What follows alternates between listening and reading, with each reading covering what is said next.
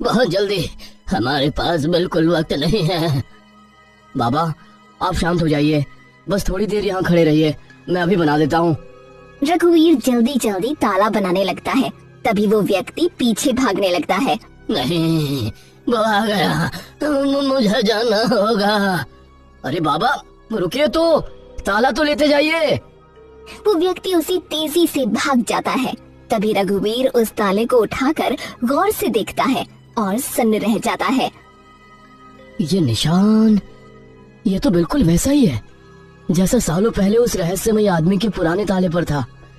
वो भी ऐसे ही हड़बड़ी में उसे मेरे पास छोड़ गया था। आखिर ये माजरा क्या है? कुछ समय पहले सूर्यगढ़ राज्य का एक शांत सवेरा। रघुवीर अपने पुराने घर के आंगन में बैठा ढेर सारे पुराने ताले और चाबियां समेट रहा था। तभी उसकी पत्नी छाया वहीं पास में खड़ी उसे देख रही थी। ये क्या जी, आप ये पुराने और संगला के ताले इतने सारे यहाँ क्यों रखे हैं? इन्हें कबाड़ में क्यों नहीं डाल देते? छाया उन्हें रहने दो, ये सिर्फ ताले नहीं मेरे काम की यादें हैं। और सच कहूँ तो पुराने तालों को कभी फेंकना नहीं चाहिए, क्योंकि हर एक ताले के पीछे कोई ना कोई रहस्य छुपा होता है। वहाँ पर आपकी बड़ी बड़ी बातें। ठीक है, अब काम पर जाइए, पर ध्यान से, शाम को जल्दी लौट आइएगा। मेरा मन बहुत घबरा रहा है। ठीक है, मैं निकलता हूँ। रघुवीर अपना थैला उठाकर दुकान की तरफ चल पड़ता है। रास्ते में उसे गांव के दो लोग भोलू और माधव आपस में खुसुर पुसुर करते दिखाई देते हैं। माधव, सुना है तुमने? पूरे सूर्यगढ़ में राजमहल का वो पश्चिम हिस्सा सबसे रहस्यमय जगह है। कई सालों से वहाँ सिर्फ अंधेरा रखा गया है, किसी को वहाँ जाने की इजाजत नहीं है। हाँ भाई, और अजीब बात तो देखो, हर साल एक तय रात को राजा अकेले उस डरावने हिस्से में जाते हैं और अगली सुबह जब लौटते हैं तो बेहद कमजोर हालत में होते हैं। और सबसे बड़ी बात, आज वही भयानक रात है। जैसे ही माधव ने उस जगह का जिक्र किया, अचानक मौसम बदल गया और धूल भरी तेज आंधी चलने लगी। अरे ये कैसे मनहूस आंधी चलने लगी? उस जगह का नाम लेते ही मंजर इतना भयानक हो गया। भागो यहाँ से माधव, भागो। दोनों गांव वाले डर के मारे वहाँ से भाग खड़े होते हैं। वहीं दूसरी तरफ राजमहल के अंदर राजा चंद्रदेव अपने कक्ष में अकेले और बेहद परेशान बैठे हैं। अब मैं क्या करूं? मुझे इतना खौफ महसूस हो रहा है, पर ना चाहते हुए भी आज मुझे उस पश्चिमी हिस्से में जाना ही पड़ेगा। हे ईश्वर, ये रात आती ही क्यों है? इसका नाम सुनते ही मेरे शरीर से पसीने छूटने लगते हैं। जैसे ही रात की पहली घड़ी शुरू होती है, राजा चंद्रदेव महल के पिछले रास्ते से निकलने लगते हैं। तभी उनके मंत्री और कुछ सैनिक सामने आ जाते हैं। महाराज, आप इस वक्त कहाँ जा रहे हैं? कम से कम मुझे तो अपने साथ ले चलिए। इस तरह आधी रात को आपका अकेले जाना बिल्कुल ठीक नहीं है। देखो मंत्री जी, आप लोग यहीं रुकिए। आप में से कोई भी मेरे साथ नहीं जा सकता, और इस बात की भनक किसी को नहीं लगनी चाहिए कि मैं कहाँ जा रहा हूँ। बस मेरी आज्ञा का पालन करो। तैयार रहो, राजवैद्य को सूचित करो और सारी औषधियाँ तैयार रखो। महाराज जब सुबह बाहर आएंगे तो उनकी हालत बहुत कमजोर होगी।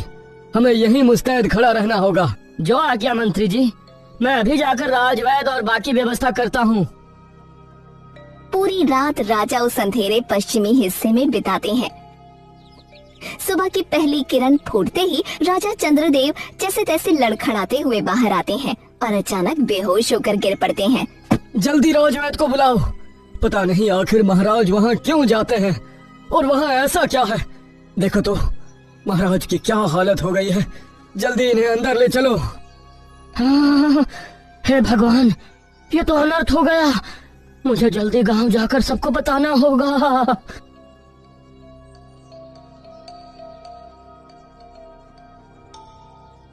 बताओ भोलू, क्या सच में वही हुआ जो गांव के लोग कह रहे थे? क्या तुमने अपनी आंखों से कुछ देखा? हाँ माधव, आज मैंने महाराज को अपनी आंखों से देखा है। उनकी हालत इतनी खराब थी कि वे ढंग से खड़े भी नहीं हो पा रहे थे। जैसे ही महल से बाहर आए वैसे ही गिर पड़े। गांव के लोग भी पागल हैं। भला आज ऐसी कौन सी रात है जिससे लोग इतना डर रहे हैं? मैं तो पूरी रात बैठकर काम कर रहा था, मुझे तो कुछ नहीं हुआ। क्या मुझसे भी ज्यादा कोई रहस्यमयी होगा भला? फिर ऐसे ही पूरा दिन बीत जाता है। रघुवीर अपना सामान समेट रहा होता है, तभी एक बूढ़ा व्यक्ति हांफते हुए वहां आता है और अपनी कांपती हथेलियों से टूटे हुए शाही ताले का एक हिस्सा रघुवीर के सामने रख देता है। जल्दी से मुझे ये ताला बना कर दो, बहुत जल्दी, हमारे पास बिल्कुल वक्त नहीं है। बाबा आप शांत हो जाइए, बस थोड़ी देर यहाँ खड़े रहिए, मैं अभी बना देता हूँ। रघुवीर जल्दी जल्दी ताला बनाने लगता है, तभी वो व्यक्ति पीछे भागने लगता है। नहीं, वो आ गया, मुझे जाना होगा। अरे बाबा रुकिए तो, ताला तो लेते जाइए। वो व्यक्ति उसी तेजी से भाग जाता है। तभी रघुवीर उस ताले को उठाकर गौर से देखता है और सन्न रह जाता है। ये निशान, ये तो बिल्कुल वैसा ही है जैसा सालों पहले उस रहस्यमय आदमी के पुराने ताले पर था। वो भी ऐसे ही हड़बड़ी में उसे मेरे पास छोड़ गया था। आखिर ये माजरा क्या है? तभी रघुवीर पुराने तालों में से एक ताला बाहर निकालता है और दोनों को मिलाते ही वो पूरी तरह से घबरा जाता है। ये क्या, दोनों तालों पर एक ही निशान? ये दोनों तो बिल्कुल एक जैसे हैं। ऐसा लग रहा है जैसे ये दोनों मिलकर किसी गुप्त रास्ते का द्वार खोल सकते हैं। वो बूढ़ा व्यक्ति वो साधारण नहीं था, उसकी चाल ढाल किसी शाही सैनिक जैसी थी। आखिर क्या रहस्य है इन तालों का? रघुवीर घबराया हुआ उन तालों को मेज पर रख ही रहा था कि तभी अंधेरे को चीरता हुआ एक सफेद घोड़ा उसकी दुकान के सामने आकर रुक गया। अरे ये सफेद घोड़ा यहाँ इस वक्त क्या कर रहा है? इसके गले पर तो शाही मखमल का कपड़ा बांधा है, आसपास तो कोई है भी नहीं। फिर ये आया कहाँ से? रघुवीर संभल कर घोड़े के पास गया और जैसे ही उसके माथे पर हाथ रखा, घोड़ा स्थिर होकर रघुवीर की आंखों में झांकने लगा। ये घोड़ा मुझे इस तरह क्यों देख रहा है? ऐसा लग रहा है जैसे ये मुझे कहीं ले जाना चाहता है। शायद कोई अदृश्य ताकत मुझे मेरी मंजिल की तरफ धकेल रही है। ठीक है, मैं चलने के लिए तैयार हूँ, लेकिन खाली हाथ नहीं। रघुवीर फुर्ती से अपनी दुकान के अंदर गया और उन दोनों टूटे हुए शाही तालों के हिस्सों को जोड़कर एक ऐसी अनोखी चाबी डालने लगा जो उसने आज तक कभी नहीं बनाई थी। चलो, ये अनोखी चाबी तो बन गई। अब देखते हैं ये घोड़ा मुझे कहाँ लेकर जाता है। रघुवीर उस सफेद घोड़े पर सवार हो गया।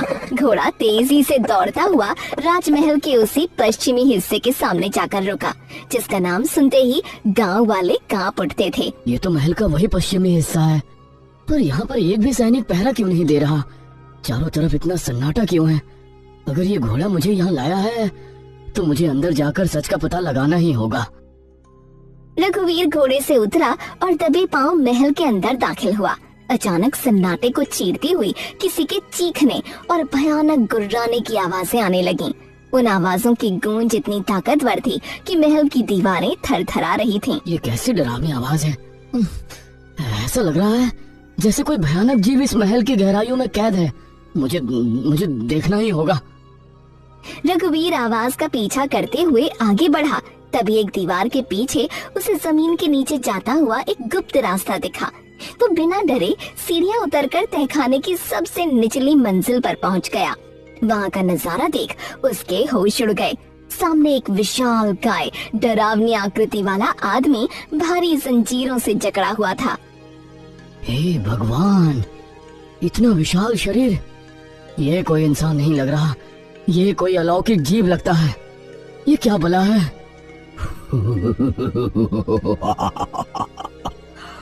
आखिरकार चाबीकार का बेटा लौट ही आया। मैं जानता था कि तू यहाँ जरूर आएगा। तेरा रिश्ता तुझे यहाँ तक ले आया। तुम तो इंसानों की तरह बात कर रहे हो, और तुम्हें मेरे पिता के बारे में कैसे पता? मैंने तो कभी किसी को नहीं बताया कि मेरे पिता भी यही काम करते थे। कौन हो तुम, और तुम्हारी ये हालत, तुम इतने भयानक क्यों हो?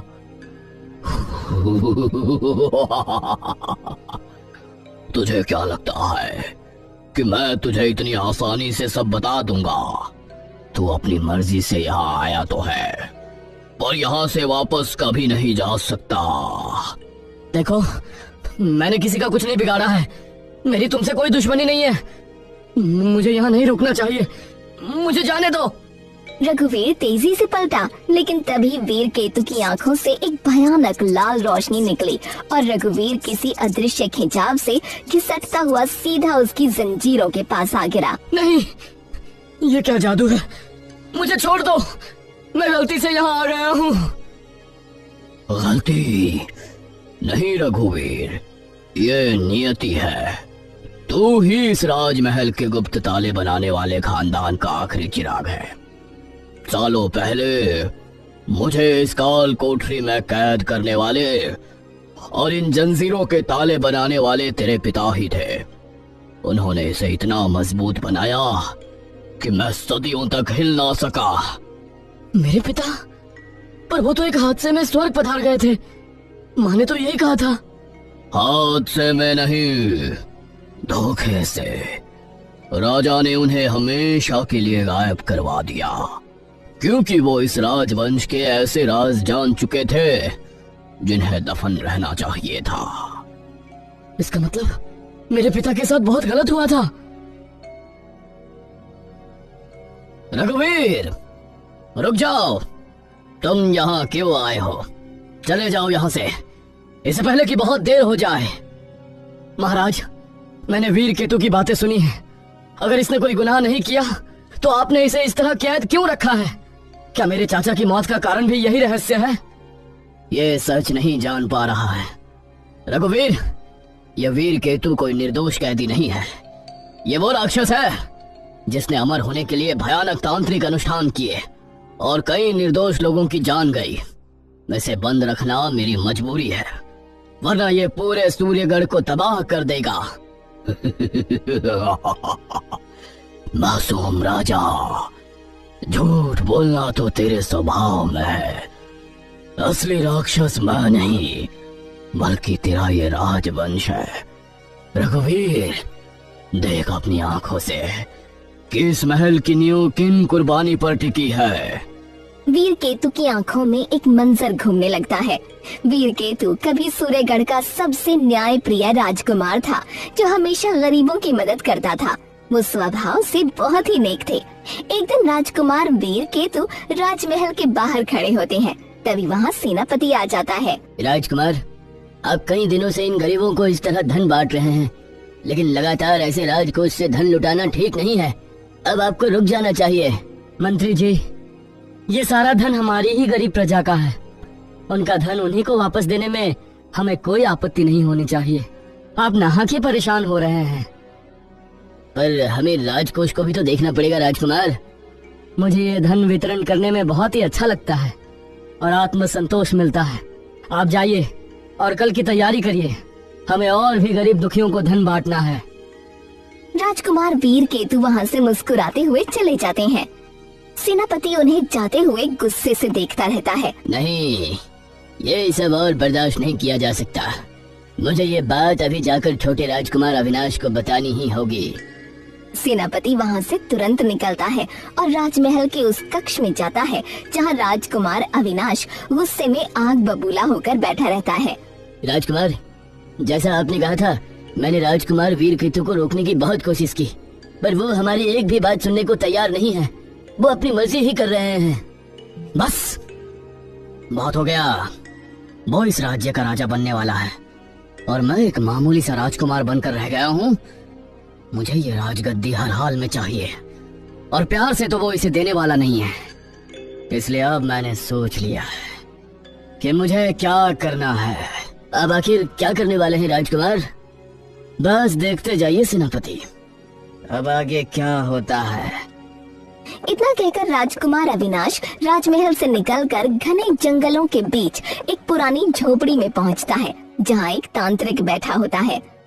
आओ राजकुमार अविनाश, मैं जानता था कि तुम मेरे पास जरूर आओगे, क्योंकि मैंने तुम्हें पहले ही इस बारे में आगाह कर दिया था।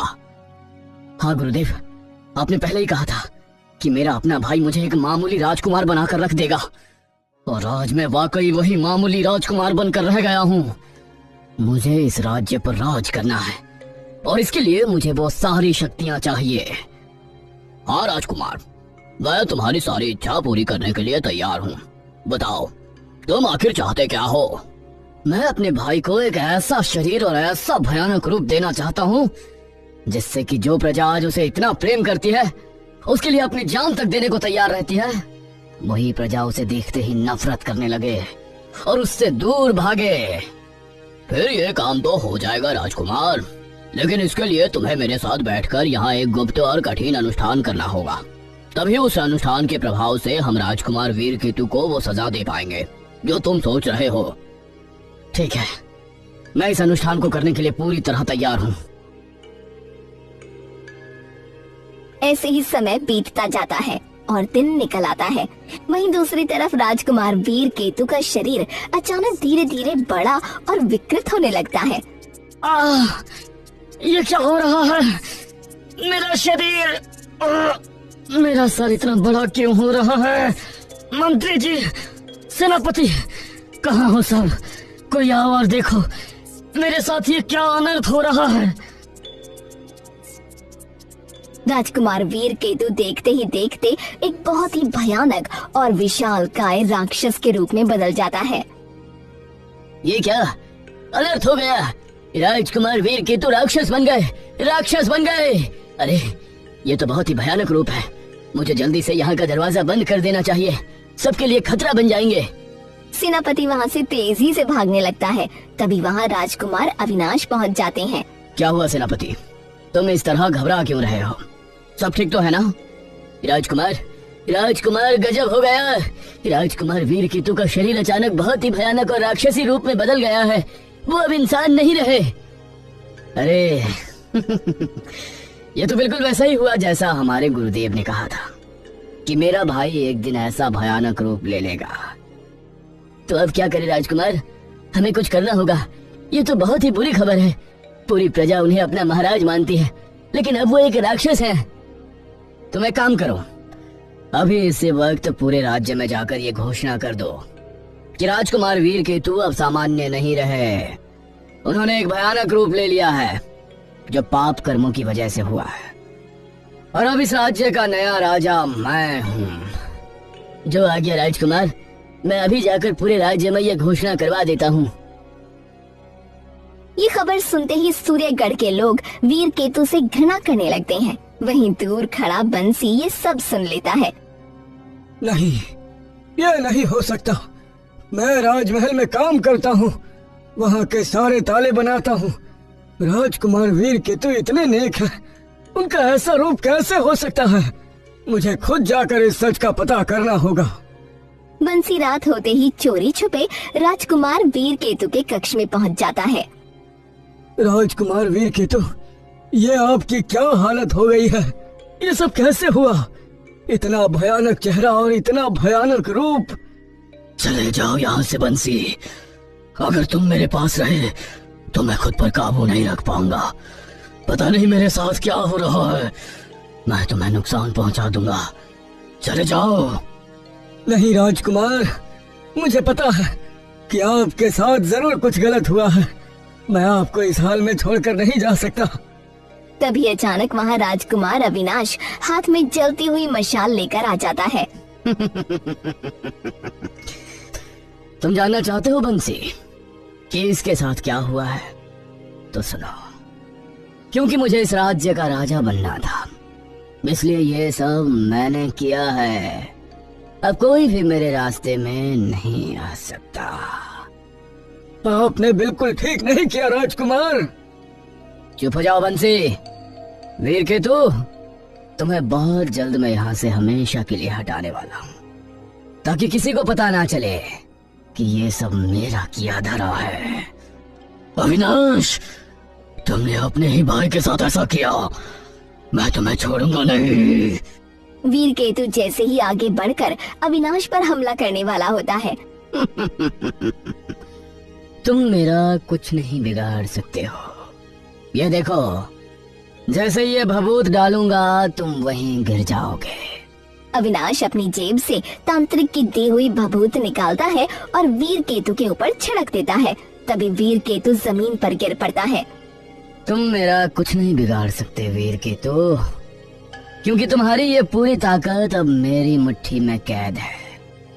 अब इस राज्य का भाग्य मैं लिखूंगा, और तुम बस यहाँ पड़े तमाशा देखोगे। मैं सबको सच बता दूंगा राजकुमार। बंसी, तुम भी चले जाओ यहाँ से, दोबारा दिखाई मत देना। और अगर किसी को बताया तो तुम्हारे साथ क्या होगा तुमने कभी सोचा भी नहीं होगा। अब जाओ यहाँ से। बंसी और अविनाश वहाँ से चले जाते हैं और वीर केतु की आंखों से लगातार आंसू गिरने लगते हैं। नहीं, मैं हाथ पर हाथ धरे नहीं बैठ सकता। मुझे किसी भी तरह राजकुमार वीर केतु को सुरक्षा देनी ही होगी। फिर बंसी अपने घर के अंधेरे कोने में रखे एक पुराने संदूक से वो धूल भरी किताब निकालता है। मिल गया, आखिर मुझे रास्ता मिल ही गया। अगर मैं अपनी पूरी कारीगरी और गुरुजी के बताए इन मंत्रों को मिला दूं, तो ऐसा कवच तैयार हो सकता है जिसे कोई काली शक्ति नहीं भेद पाएगी। बंसी पूरी रात जागकर एक बहुत ही विशेष और अभिमंत्रित ताला तैयार करता है और वो ताला लेकर बंसी उस अंधेरे कक्ष के पास पहुंचता है जहां वीर केतु बंद था। राजकुमार, राजकुमार वीर केतु, क्या आप मुझे सुन सकते हैं? मैं बंसी हूँ। चले जाओ बंसी। नहीं राजकुमार, मैं आपको इस हाल में छोड़ने नहीं आया। मुझे वो वक्त याद है जब आपने मेरे परिवार की मदद की थी, इसलिए मैं ये खुफिया ताला लाया हूँ। ये साधारण लोहा नहीं है, इसे मैंने अभिमंत्रित किया है। ये आपकी रक्षा करेगा और अविनाश की काली शक्तियों को आप तक पहुँचने से रोकेगा। बस एक बार मुझे इसे आपके जंजीरों में लगा देने दीजिए। बंसी अभी वहाँ से जाने ही वाला था कि तभी राजकुमार अविनाश वहाँ आ धमकता है। बंसी, तेरी हिम्मत कैसे हुई यहाँ आने की? एक मामूली कारीगर की इतनी मजाल कि मेरे कैदी के पास आए। राजकुमार अविनाश, मैं जानता हूँ कि ये सब आपका ही किया धरा है। मैंने एक ऐसा अदृश्य और अभिमंत्रित ताला बनाया है जो आपकी पहुंच से बाहर है। आप चाहकर भी अब राजकुमार वीर केतु को कभी नुकसान नहीं पहुंचा पाएंगे। तू मुझे नहीं रोक सकता। अब देख मैं क्या करता हूँ। अविनाश जैसे ही वीर केतु को मारने के लिए झपटता है, उसे एक बहुत तेज बिजली का झटका लगता है और वो दूर जा गिर पड़ता है। देखा आपने, ये मेरी सच्चाई और मेरे हुनर की शक्ति है। अब आपका कोई भी वार इन पर काम नहीं करेगा। तुमने इसे तो बचा लिया, लेकिन मैं इसे आजाद नहीं रहने दूंगा। सेनापति, अभी के अभी इसे ले जाकर राजमहल के पश्चिमी हिस्से में कैद कर दो। इसे ऐसी जगह डालो जहां से ये कभी बाहर ना आ सके। और इस बंसी ने जो हिमाकत की है, इसकी भारी कीमत इसे चुकानी पड़ेगी। अविनाश फिर से वही जादुई भभूत वीर केतु के ऊपर छिड़क देता है, जिससे वो मूर्छित होकर गिर पड़ता है। सैनिक बंसी को ले जाते हैं। अब मुझे समझ आया, मेरे पिता ने हार नहीं मानी थी, इसलिए उन्होंने एक ऐसा ताला बनाया था जो सही इंसान आने तक वीर केतु को सुरक्षित और जिंदा रखे। वे जानते थे कि एक दिन कोई ना कोई इस अन्याय को खत्म करने जरूर आएगा। तुमने बिल्कुल सही सोचा रघुवीर। सदियों से मैं इसी इंतजार में था कि उस महान चाबीगर का आखिरी वंश कब यहाँ लौटेगा। देखो रघुवीर, तुम्हें सारा सच पता चल गया है, पर मेरी बात मानो, तुम ये बात किसी को मत बताना। अगर ये काला इतिहास सबके सामने आ गया तो मेरे राजवंश की इज्जत मिट्टी में मिल जाएगी। दुनिया हम पर थूकेगी। इज्जत? महाराज, आपके पूर्वजों ने जो पाप किया उसकी सजा ये राजकुमार वीर केतु इस भयानक रूप में इतने वर्षों से भोग रहे हैं। क्या आपको इनकी तड़प नहीं दिखती? मैं ये अन्याय सबको बता दूंगा। रुको, देखो रघुवीर, मैं तुम्हें धन दौलत सोना चांदी जो चाहिए वो देने के लिए तैयार हूँ। बस तुम ये राज यहीं दफन कर दो। ये बात इस राजमहल की दीवारों से बाहर नहीं जानी चाहिए। मुंह मांगी कीमत मिलेगी तुम्हें। नहीं, मुझे आपकी धन दौलत कुछ भी नहीं चाहिए महाराज। आज मुझे गर्व है कि मैं बंसी चाबीगर का बेटा हूँ और हमेशा यही सीख दी कि गरीबों और मजलूमों की मदद करनी चाहिए। फिर वो सोचते हुए बोलता है, लेकिन महाराज, एक बात मुझे समझ में नहीं आ रही। आप तो इस राज्य के राजा हैं, फिर आप हर रात यहाँ चोरी छिपे क्यों आते हैं? और वो भी इस घायल अवस्था में। आपके शरीर पर ये घाव कैसे? आखिर क्या राज है जो आप छिपा रहे हैं? मैं हर रात यहाँ चोरी छिपे इसलिए आता हूँ रघुवीर, ताकि इस भयानक जीव के लिए भोजन और फल ला सकूं और इसका क्रोध शांत रहे। अगर इसे समय पर तृप्त ना किया जाए तो इसका क्रोध इस तहखाने की दीवारों को ढहा देगा। इसे कैद रखना मेरी मजबूरी है, क्योंकि अगर ये बाहर आया तो तबाही मच जाएगी। पर ये मत समझो कि मैं इसे आजाद करना चाहता हूँ।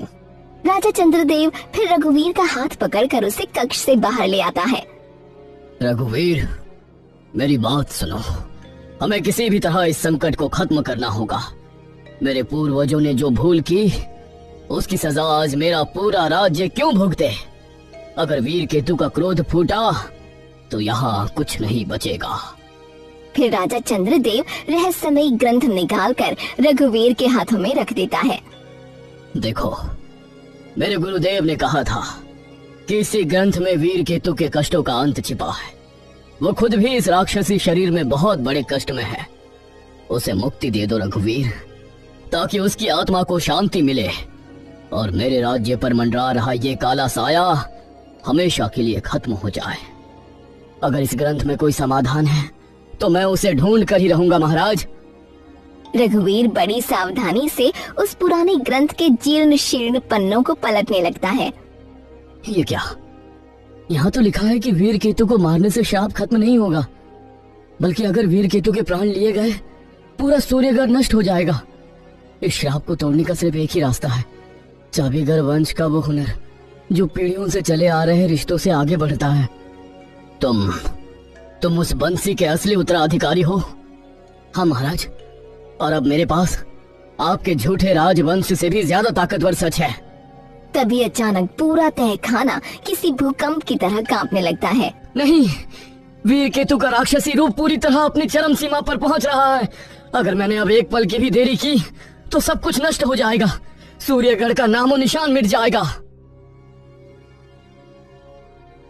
रघुवीर बिना वक्त गंवाए अपने चाचा की बनाई वो अधूरी चाबी निकालता है और ताला खुलते ही एक तेज रोशनी फैलती है और वीर केतु इंसानी रूप में आ जाता है।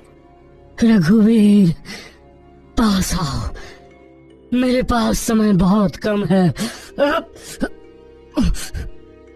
राजकुमार, मैं आपके साथ हुए इस अन्याय को अब और नहीं होने दूंगा। रघुवीर, याद रखना, असली श्राप वो तंत्र मंत्र नहीं था। असली श्राप तो ये लालच, अपनों के साथ धोखा और इस गद्दी की भूख थी। इसी भूख ने इस पूरे राज्यवंश को भीतर से राक्षस बना दिया था। इतना कहकर राजकुमार वीर केतु स्वर्ग पधार गए। मुझे माफ कर दो रघुवीर। मेरे दादाजी की उस भयानक गलती की सजा आज हम सबको और इस निर्दोष राजकुमार को भुगतनी पड़ी। राजा चंद्रदेव रोने लगते हैं। उसी दिन से राज्य का सारा श्राप भी खत्म हो जाता है।